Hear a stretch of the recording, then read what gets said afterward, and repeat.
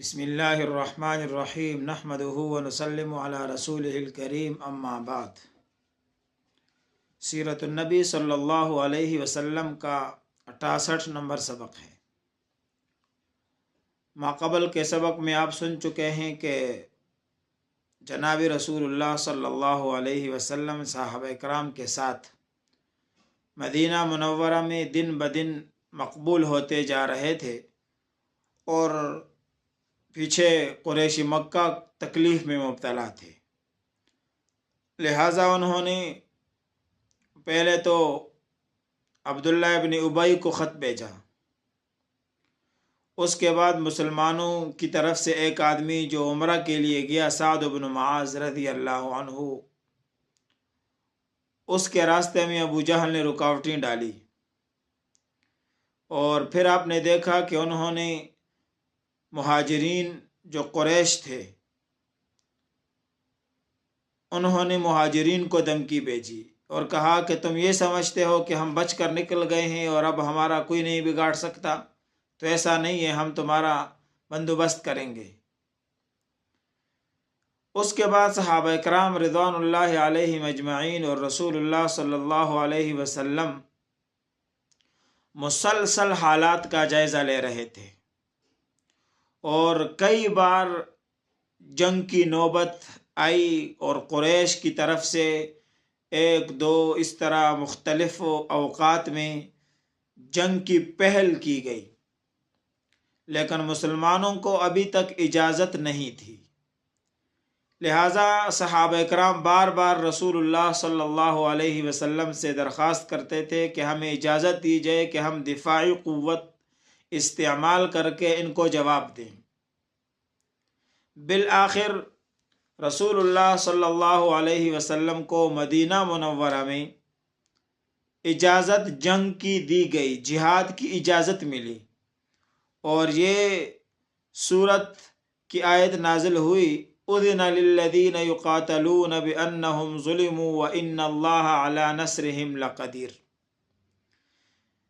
اور آیت کا ترجمہ یہ ہے کہ جن لوگوں سے جنگ کی جا رہی ہے انہیں بھی جنگ کی اجازت دی گئی ہے، کیونکہ وہ مظلوم ہیں اور یقیناً اللہ تعالی ان کی مدد پر قادر ہے۔ اس کے بعد اور چند آیات بھی نازل ہوئی، اجازت کے ساتھ ساتھ جنگ کا مقصد بتایا اللہ نے۔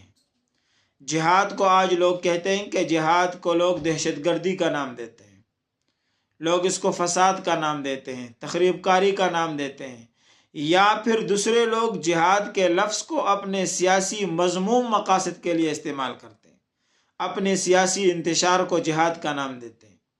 نہیں، جہاد کا مقصد کیا ہے جو اجازت رب العزت نے دی ہے، اس کا ایک خاص مقصد ہے۔ وہ خاص مقصد یہ ہے، قرآن کریم میں خود اللہ نے ارشاد فرمایا ہے، الذین ان مکناہم فی الارض، وہ لوگ کہ جن کو ہم نے قدرت، خلافت، اقتدار سونپا ہو اور ہم ان کو سونپ دی کسی علاقے میں، تو ان کا کام کیا ہے؟ احکامات الہیہ کا نفاذ۔ جہاد کے بعد ریاست کے قیام کا مقصد ہوتا ہے۔ اقام الصلاۃ، سب سے پہلے وہ قیام نماز کا کریں گے، پھر وآتوا الزکاۃ، زکوٰۃ دیں گے، اور پھر وامروا بالمعروف ونہوا عن المنکر، اچائی کی دعوت اور برائی سے منع کریں گے۔ اچھا، اس آیت کی تفصیل میں اگر ہم جائیں گے تو اس کے لیے کافی وقت چاہیے، لیکن اتنا آپ سمجھیں کہ جہاد کا مقصد ریاست کا قیام ہے۔ سیاستی اسلامیہ اسی کا نام ہے کہ آپ جد جہد کر کے، چاہے وہ تلوار کی جد جہد ہو، چاہے وہ زبان کی جد جہد ہو، چاہے وہ تحریر کی جد جہد ہو، چاہے وہ تلقین کی جد جہد ہو، آپ جد جہد کے ذریعے عوام میں شعور پیدا کریں، اور اس کے بعد ایک علاقے، ایک ملک کے اوپر آپ اقتدار اسلامی قائم کریں۔ جیسے اب قریب کے زمانے میں آپ نے دیکھا کہ 20-25 سال جنگ، اور مقصد قیام کا کیا تھا؟ افغانستان میں ریاست اسلامیہ کا قیام مقصد تھا۔ اسی طرح جنگ آزادی کو آپ دیکھ لیں، پھر پاکستان کی جو ہے نا علیحدگی کی تحریکیں ہیں، اس میں بھی آپ دیکھیں تو مقاصد واضح ہیں کہ ایک ایسے ملک کا حاصل کرنا مقصود تھا جس میں اللہ تعالیٰ کے احکامات کو نافذ کیا جائے گا۔ تو جہاد کا اولین اور سب سے اعلیٰ مقصد کیا ہے کہ ریاست کا قیام، اقتدار کا قیام ہو، اس لیے تاکہ اس وہاں پر اللہ تعالیٰ کے احکامات کو زندہ کیا جائے۔ اور اللہ تعالیٰ کے احکامات میں سب سے پہلے جو حکم ہے ایمان کے بعد، وہ نماز کا حکم ہے۔ اب نماز کیا ہے، اس کی تفصیلات آپ سب جانتے ہیں۔ انفرادی اجتماعی زندگی کو ٹھیک کرنا نماز کا مطلب ہے۔ اس کے بعد ہے وآتوا الزکاۃ، معاشرے کے کمزور طبقات کا خیال رکھنا ہے، ان کو اوپر اٹھانا، ان کی معاشی حالت کو بہتر بنانا۔ یہ قیام، یہ ریاست کی ذمہ داری ہے۔ جہاد کا مقصد بھی یہ ہے کہ ریاست میں ایسے افراد جو مفلوق الحال ہوں ان کو اٹھایا جائے۔ وَأَمَرُوا بِالْمَعْرُوفِ وَنَهَوْا عَنِ الْمُنْكَرِ، اس کے پھر 3 درجے ہیں۔ رسول اللہ صلی اللہ علیہ وسلم نے ارشاد فرمایا کہ اگر تم برائی دیکھو تو سب سے پہلے تو یہ ہے کہ اس کو ہاتھ سے روکو، اور یہ ہاتھ سے روکنا یہ حکومت کا کام ہے۔ اگر آپ اہل حق کو، اہل اسلام کو، اہل دین کو اقتدار میں لائیں گے، پھر وہ ہاتھ کے ذریعے سے برائی کو روک سکیں گے، شراب کے اڈے بند کر سکیں گے، سیکورٹی ان کے پاس ہوگی، ادارے ان کے پاس ہوں، ایجنسیاں ان کے پاس ہوں گی، عدالتیں ان کے ماتحت ہوں گی، تو پھر وہ ان اداروں کے ذریعے، ان حکومت کے اقتدار اور قوت طاقت کے ذریعے سے، ہاتھ کے ذریعے سے، ڈنڈے کے زور پر وہ پھر ان برائیوں کو ختم کر سکیں گے۔ شراب ہے، عام زناکاری ہے، فحاشی عریانیاں ہیں، اور یہ جو میرا جسم میری مرضی کی جو ہے نا یہ نعرے لگتے ہیں، یہ ہیں، اور چوری ہے، اور اس طرح جو ہے وہ قبضہ مافیا ہے، اور اس کے علاوہ جو ہے وہ یہ ڈاکہ زنی والے ہیں۔ ان سب کا، شراب نوشی کرنے والے، ان سب کا راستہ اقتدار کے ذریعے روکنا آسان ہے، لیکن اقتدار ہو تو اہل لوگوں کے پاس، نہ اہلوں کے پاس نہ ہو۔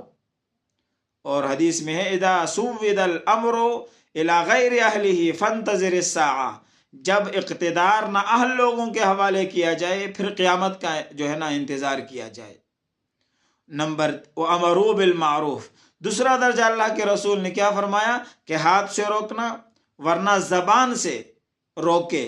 یہ عام لوگوں کے لیے، حکومت کے لیے نہیں ہے کہ حکومت زبان سے مذمت کرے، نہیں، حکومت کا کام ہے ہاتھ سے روکنا۔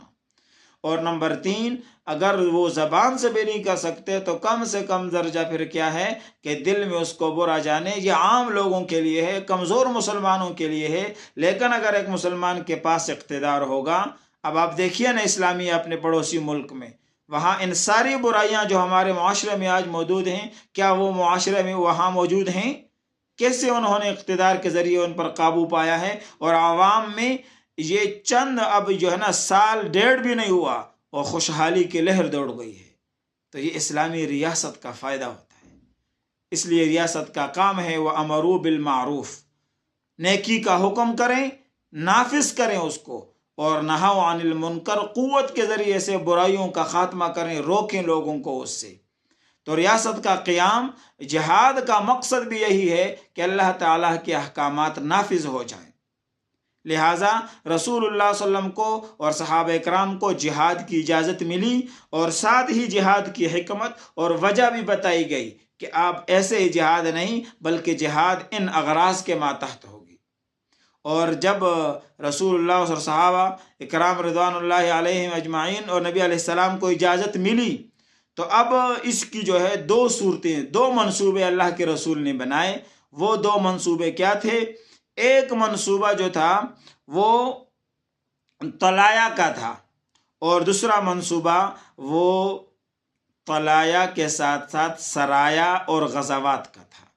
طلایہ کا معنی یہ تھا کہ گشت کے لیے آپ افراد کو بھیجتے تھے تاکہ وہ گشت کر کے حفاظتی انتظامات کو چیک کریں، اور دوسرا منصوبہ یہ تھا کہ آپ نے سرایا اور غزوات شروع کیے سرایا سریہ کی جمع ہے، اور سریہ کہتے ہیں اس جنگ کو جس میں جناب رسول اللہ صلی اللہ علیہ وسلم بنفس نفیس شریک نہ ہوئے ہوں، چاہے جنگ ہوئی ہو یا نہ ہوئی ہو، اور اسی جیسے سریہ سیف البحر۔ اور اس کے علاوہ جو ہے نا وہ غزوہ اس کو کہتے ہیں، غزوہ غزوات اس کی جمع ہے کہ جس میں جناب رسول اللہ صلی اللہ علیہ وسلم خود شریک ہوئے ہوں اگرچہ جنگ نہ ہوئی ہو، جیسے جنگ بدر، جنگ ہوئی اللہ کے رسول شریک ہے۔ اور بھی ایسے غزوات ہیں کہ جس میں جو ہے نا جنگ کی نوبت تو نہیں آئی لیکن اللہ کے رسول شریک ہوئے تو اس کو غزوہ کہتے ہیں۔ 12 غزوات کا ذکر قرآن میں ہے، اور کل غزوات جو ہیں وہ 27 یا 28 ہیں۔ اور جناب رسول اللہ صلی اللہ علیہ وسلم نے ان 2 منصوبوں پر عمل تب کیا جب اللہ تعالیٰ کی طرف سے اجازت ملی، اور ان 2 منصوبوں میں سے پہلے منصوبے کے تحت آپ نے میثاق مدینہ کیا، آپ نے دوسرے اقوام کے ساتھ بھی معاہدے کیے، جیسے آپ جب جو ہے نا وہ پہل جنگ بدر سے پہلے جو آپ نے کچھ سرایا لڑی ہیں اور آپ نے کچھ لشکر بھیجے ہیں، تو اس میں آپ دیکھیں گے کہ راستے میں قبیلہ جہینہ جو مدینہ منورہ سے 45 یا 50 میل دور، ان کے سردار جو ہے نا حسن بن عیینہ وغیرہ، ان لوگوں کے ساتھ آپ نے معاہدہ امن کیا تاکہ کم از کم جو قریب کے لوگ ہیں ان سے آپ مامون ہو جائیں۔ اور رسول اللہ صلی اللہ علیہ وسلم نے دوسرا یعنی سرایا لشکریں بھیجنا اور غزوات خود شریک ہونا، یہ منصوبہ آپ نے پیش کیا اور اس پر پھر عمل کرتے رہے۔ انشاءاللہ آئندہ کے اسباق میں اب آپ پڑھیں گے سرایا اور غزوات، کہ کون کون سا سرایا کب پیش آیا اور غزوہ کب کون سا کہاں پر پیش آیا اور اس کی کیا صورتحال تھی۔ انشاءاللہ آئندہ اسباق اب مدینہ منورہ کے حالات میں آپ اس طرح سنتے رہیں گے۔ وآخر دعوانا ان الحمد للہ رب العالمین۔